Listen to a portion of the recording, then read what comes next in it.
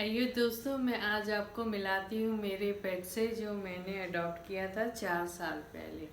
ये 4 ईयर पहले हमारे घर में आई थी, अब 5 साल की है और इसका नाम है लारा। और ये हमारी बहुत लाडली है और इसको अपनी शक्ल हर बार दिखानी ही होती थी, तो हमने अब की बार कहा कि चलो भाई इसको हम फ्रेम में ला के दिखाते हैं। ये बहुत ही प्यारी है, हाँ कटखनी है, संभल के रहना इससे।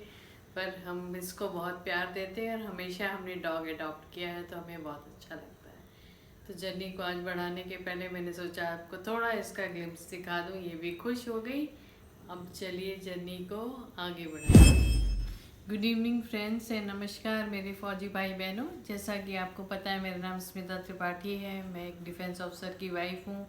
मैं एक फिल्म मेकर भी हूँ और एक एनिमल लवर भी हूँ। मैं हर बार बोलती हूँ अपने इर्द गिर्द के एनिमल्स की इनको खाना खिलाइए, वो हर बार बोलती रहूँगी, पर मुझे पता है आप लोग करते हैं। और लास्ट टाइम तक जर्नी हमने अपनी बताई थी, और मैं आगे जाने के पहले आपको एक चीज़ बोलूँगी। मैं जो कुछ भी बोल रही हूँ सच बोल रही हूँ और सच के सिवा कुछ नहीं बोल रही हूँ। इसको मैं ड्रामेटाइज अंदाज में नहीं बोल पाऊँगी, पर एक्चुअली यही ट्रुथ है। मैंने कुछ भी झूठ नहीं बोला है। गीता की कसम खा के मैं कह सकती हूँ, मैंने जो बोला है सच बोला है। तो हम हर फिल्म देखते हैं, उसका एक बिहाइंड द सीन होता है। बिहाइंड द सीन में आपको हंसते खिलखिलाते चेहरे दिखते हैं, पर हर फिल्म की अपनी एक कहानी होती है। मेरी भी फिल्म की एक कहानी थी जो मैंने आपको बताया, जो एक्चुअल कहानी से थोड़ी हटके थी। फिल्म को जब भी आपको मौका लगे ज़रूर दिखिएगा, इसमें मेरी मेहनत इन्वॉल्व है और बहुत लोगों ने बहुत अच्छा काम किया है। और believe me, independent film banana is not a joke, it's really really very hard work involved in it. So please go and watch wherever you can watch. It is already released on 28th Feb 2020, but अब OTT पे जब भी आपको आएगी और आपको जब भी देखने का मौका मिलेगा, फ़िलहाल तो इंटरनेशनली जा रही है, बट आपको जब भी डोमेस्टिक देखने का मौका मिले आप ज़रूर देखिएगा। अब जर्नी को हम आगे बढ़ाते हैं और आपको मैं बताती हूँ रिलीज़ की कहानी, जिसको सोच के भी मेरे रोंगटे खड़े हो जाते हैं। क्यों मेरे रोंगटे खड़े हो जाते हैं वो मैं आपको आगे बताऊंगी, क्योंकि इसी पीरियड में मुझे ब्रेन हैमरेज पड़ा। और क्या डेडली चीज़ थी वो, मैं मतलब भगवान की बहुत शुक्रगुजार हूँ कि मेरी जान बच गई। पर मैं कैसे उससे निकली, ये आप फिल्म की एक फिल्मी पर्सन की कहानी नहीं है, ये एक आम आदमी की कहानी है, एक उसके फाइट की कहानी है। ये कहानी आप किसी को भी सुना सकते हैं, अपने बच्चों को एक इंस्पिरेशन इससे मिलेगा। किसी को भी, एक आम आदमी से आप खास में कैसे जा सकते हैं, और अपनी लाइफ में जब आपको इस तरह के चैलेंजेस आए तो आप उनसे कैसे निकल सकते हैं। लोगों ने मुझे हमेशा वाइब्रेंट देखा है, हमेशा मुस्कुराते हुए देखा है। तो बहुत लोग कहते भी थे कि आपको एनर्जी कहाँ से इतनी आती है, कहाँ से आती। मैं आपको बताती हूँ, सबसे ज़्यादा एनर्जीज हमें हमें हमारी लाइफ के पर्पसेस से मिलती हैं। आपका पर्पस लाइफ का आपको बहुत क्लियर होना चाहिए, जो आप सबसे उठ कर के कुछ आपकी चीज़ें होनी चाहिए कि भाई हमने समाज के प्रति क्या करना है। वो चीज़ मुझे तो बहुत एनर्जी देती है, शायद आपको भी दे पाए। खैर, जर्नी को आगे बढ़ाते हैं। हमारी फिल्म फर्स्ट क्लास बन के खड़ी हो गई थी। मैंने ये कॉल लिया था कि हाँ, अब तक मैं कॉल लेने की शुरुआत मैंने कर दी थी। मैंने ये कॉल लिया था कि ये फिल्म हम ज़्यादा स्क्रीनिंग नहीं करेंगे, क्योंकि मुझे फिल्म पे भरोसा था। तो लकली एक बड़े स्टूडियो को हमने अपने प्रेजेंटेशन भेजे, सिनॉप्सिस वगैरह भेजा, और लकली मुझे वहाँ से मौका मिला वहाँ जाके कदम रखने का, जो एक मंदिर से कम नहीं था मेरे लिए। और मैं बहुत ही ज़्यादा खुश थी कि भाई चलो एक मौका मिला है, हम इस मौके को मुझे सार्थक करना ही है। जैसे कि मैंने आपको पहले बताया था कि मैं ठान चुकी थी कि मैं इसको थिएट्रिकली रिलीज़ करा के रहूँगी।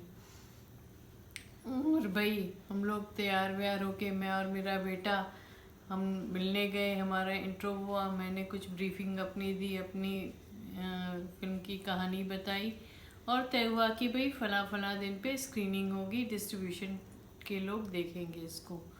और मैं कहानी को इससे आगे बढ़ाऊँ, मैं उन लोगों का बहुत शुक्रिया अदा करना चाहूँगी दिल से, क्योंकि उन्होंने उस दिन मेरे लिए जो भूमिका निभाई वो अपने भाई ही निभा सकते हैं। वो क्या एपिसोड था वो मैं आपको आगे बताती हूँ। तो फिर भाई मैं अपनी फ़िल्म लेके गई और हमने फ़िल्म देखनी शुरू करी। और मतलब वो समझ सकते हैं कि जैसे कहा जाता है ना कि आपका सालों का सपना, सालों का ड्रीम पूरा होना, तो आप किस मस्ती में होंगे ये आप सोच भी नहीं सकते। पर इतना ओवर द पीरियड काम कर कर के मैं कितनी थक चुकी थी ये मुझे ज़रा भी अंदाज़ा नहीं था। हालांकि मुझे बहुत थकान लगने लगी थी, पर मुझे ये नहीं पता था कि मैं एक ख़राब हेल्थ की तरफ बढ़ रही हूँ। तो मैं आपको एक चीज़ बोलना चाहूँगी कि आप अपनी हेल्थ को किसी भी हालत में निगलेक्ट मत करिए। कब आपको झटका दे जाएगी कुछ पता नहीं। तो खैर मैं बहुत थकान फील कर रही थी, पर बहुत खुशी थी मुझे अंदर से कि मेरी फिल्म फाइनली स्क्रीन हो रही थी इतने बड़े स्टूडियो में। और मैं अपनी ही फिल्म को एक ब्राइड की तरह, अपनी बेटी की तरह निहार रही थी, क्योंकि डेफिनेटली जगह जगह पे रियलाइज़ हो रहा था कि कैसे कैसे हमें पता थी कैसे कैसे इन सिक्वेंसेस को हमने सही किया था। फिल्म बेहद ही खूबसूरत नज़र आ रही थी।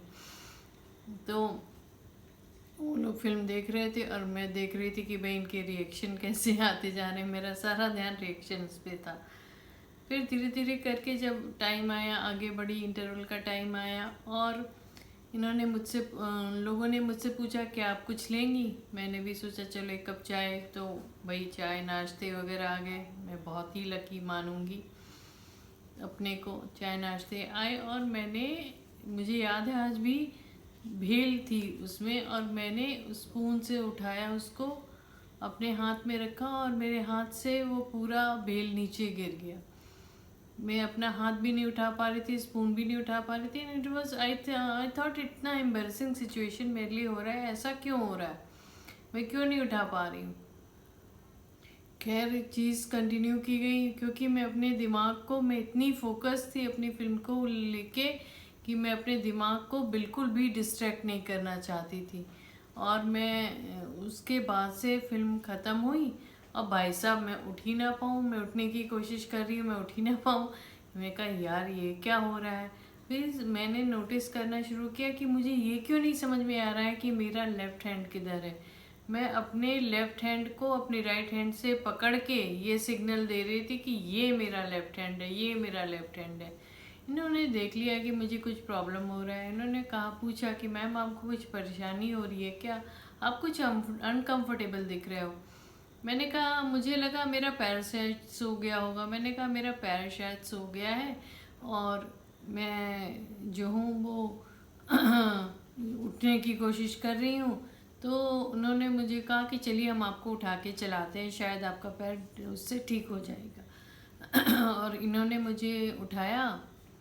मैंने बोला मुझे दो भाई अपने मिले थे, उन्होंने मुझे उठाया और पूरी जगह पे धीरे धीरे करके चलाना शुरू किया।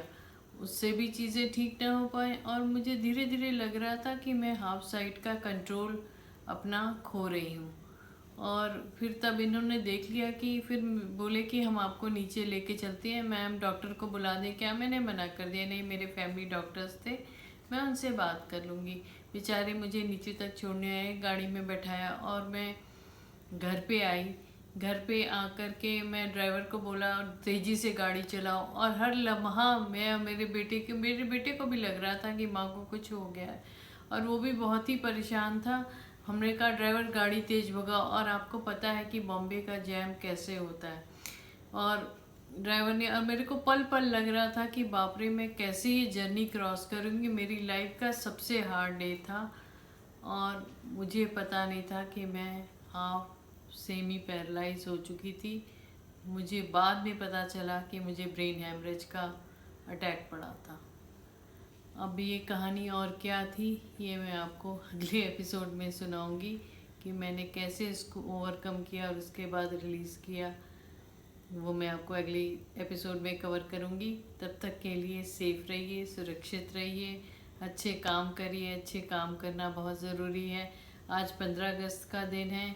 सब मेरे फौजी भाइयों को, सारी जनता को जय हिंद, वंदे मातरम।